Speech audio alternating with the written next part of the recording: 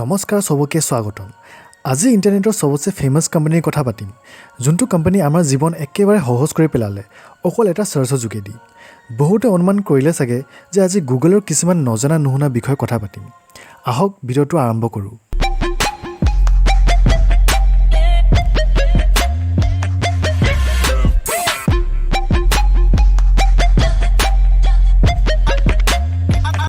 Google.com এই ৱেবছাইটটোত আমি সবে নিশ্চয় সদায় কিবা সাৰ্চ কৰি থাকোঁ আৰু এলেক্সা ৰেটিংছৰ মতে Google.com পৃথিৱীৰ আটাইতকৈ ডাঙৰ ৱেবছাইট হয় যিটো মানুহে বেছি ব্যৱহাৰ কৰে।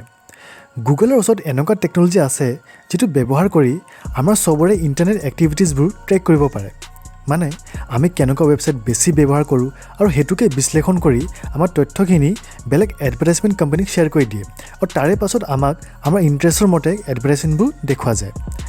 গুগলৰ ওচৰত আমাৰ প্ৰত্যেকটা এক্টিভিটিজৰ খবৰ থাকে আৰু গুগলে এইখিনি নিজৰ ৰেভিনিউৰ কাৰণে কৰে, কিয়নো গুগলৰ 99% ইনকাম এডভাৰটাইজমেণ্ট পৰাই হয় আৰু এডভাৰটাইজমেণ্টে গুগলৰ এটা বিশেষ বিজনেছ।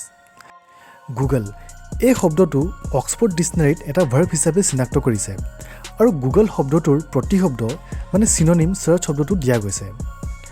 আৰু গুগলত 1,00,000 কোটি ৱেব পেজ ছেভ কৰা আছে আৰু যদি আমি এটাকৈ প্ৰত্যেকটা ৱেব পেজ চাৰ্চ কৰোঁ তেনেহ'লে গোটেই ৱেব পেজবোৰ খুলিবলৈ আমাক 99,000 বছৰ লাগি যাব আৰু এই নম্বৰটো প্ৰত্যেক দিনাই বাঢ়ি গৈ থাকে, কিয়নো সদায় গুগলে নতুন ৱেব পেজ এড কৰি গৈ থাকে। গুগল এদিনত 20 পেটাবাইটছৰ ডাটা প্ৰচেছ কৰে। 20 পেটাবাইট কিমান জিবি হয় জানিব খোজে যদি 10 লাখৰ পৰা গুণ কৰি দিব।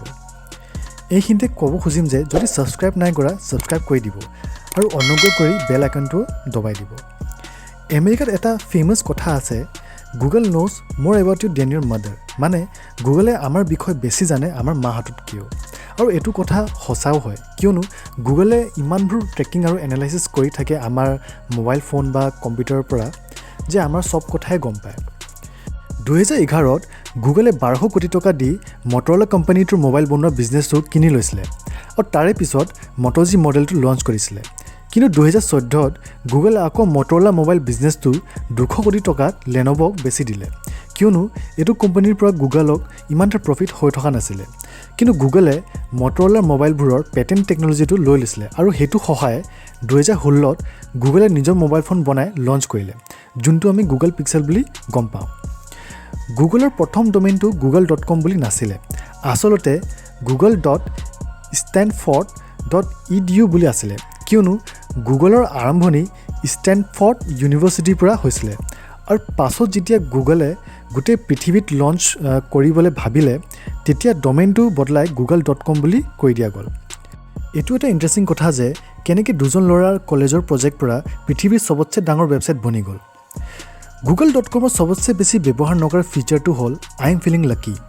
আচলতে এই আই এম ফিলিং লাকি ফিচাৰটোত যদি কোনোবাই ক্লিক কৰে তেনেহ'লে ডাইৰেক্ট সেইটো সময় সবতছে বেছি গুগলত চাৰ্চ কৰা পেজটোলৈ লৈ যাব। বহুতে এইটো কথাও নাজানে চাগে যে আমি google.comত গৈ গেমো খেলিব পাৰোঁ একো ইনষ্টল নকৰাকৈ। গুগলত গৈ ইমেজত আটাৰী ব্ৰেকআউট বুলি চাৰ্চ কৰিব আৰু প্ৰথম ফটোখন অ'পেন কৰিব। অ'পেন কৰাৰ পিছত সেই ফটোখনত ক্লিক কৰি ভিজিট কৰিব, আপোনাৰ গেমটো আহি যাব আৰু ব্ৰাউজাৰতে খেলিব পাৰিব।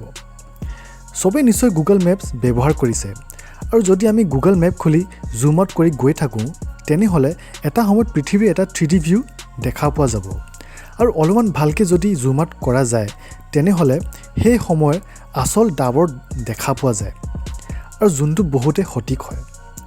এইটো এটা গুগল মেপছৰ বহুতে ইণ্টাৰেষ্টিং ফিচাৰ। এইখিনিয়ে কিছুমান গুগলৰ ইণ্টাৰেষ্টিং ফেক্টছ আছিলে। আশা কৰোঁ ভিডিঅ'টো ভাল লাগিল। লাইক আৰু ছাবস্ক্ৰাইব কৰিব নাপাহৰিব। বাই।